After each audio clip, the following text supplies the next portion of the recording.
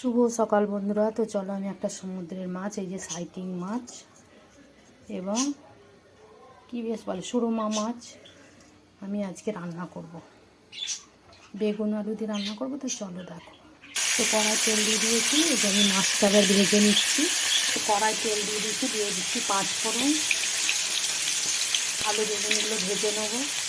এই যে গরম তেলে 5 ফোড়ন দিয়ে আলু বেগুনটাই ভেজে নেবো সাইটিং মাছের জন্য। আর এখানে একটা মশলা করে রেখেছি, পেঁয়াজ, জিরে, ধনে, শুকনো লঙ্কা, হলুদ গুঁড়ো, একটা মশলা করে রেখেছি।